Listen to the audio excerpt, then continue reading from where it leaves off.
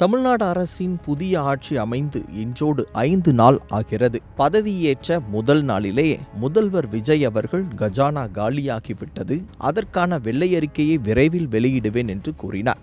இந்நிலையில் தற்போது மக்களின் கேள்வி, உண்மையாகவே கஜானா காலியாகிவிட்டதா அல்லது தற்போது இருக்கிற சூழ்நிலையில் விஜய் அறிவித்த திட்டங்கள் நமக்கு கைகூடி வருமா வராதா என்கிற மிகப்பெரிய சந்தேகம் ஏற்பட்டிருக்கிறது. தற்போது தமிழ்நாடு அரசின் ஒரு நாள் வருமானம் எவ்வளவு என்கிற ஒரு மிக முக்கியமான செய்தி ஒன்று கிடைத்திருக்கிறது. 2025-26 ஆண்டுக்கான பட்ஜெட் அதிகாரப்பூர்வமான ஒரு தகவல் கிடைத்திருக்கிறது. மொத்த வருவாய், அதாவது 2025-26 மொத்த வருவாய் 3,31,569 கோடி ரூபாய். அதில் ஒரு நாள் சராசரி வருமானம் என்பது, அதாவது இந்த 3,31,569 கோடியை 365 வகுத்து பார்த்தால் ஒரு நாள் வருமானம் என்பது 908 கோடி ரூபாய் என கணக்கிடப்படுகிறது.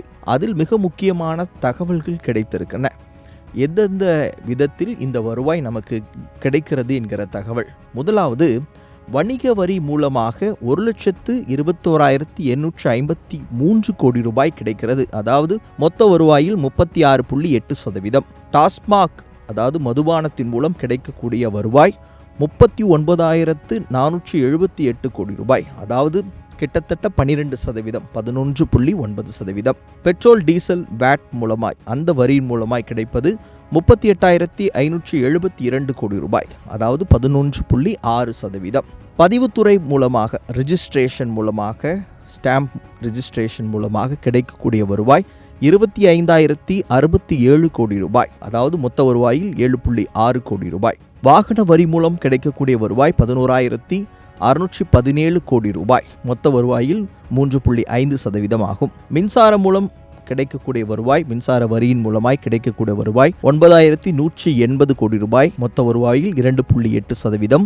மத்திய அரசின் வரி பங்கு 66,543 கோடி ரூபாய். மத்திய அரசின் வரி வருவாய் மூலம் கிடைப்பது 66,543 கோடி ரூபாய், 20% ஆகும். மத்திய அரசின் நிதி உதவி கிடைப்பது 10,590 கோடி ரூபாய், மொத்த வருவாயில் 3.2%.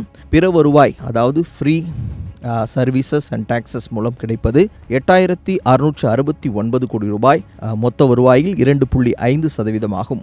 ஆக மொத்தம் 3,31,569 கோடி ரூபாய் என்பது மொத்த வருவாய். அதில் ஒரு நாள் வருவாய் 908 கோடி என கணக்கிடப்பட்டுள்ளது.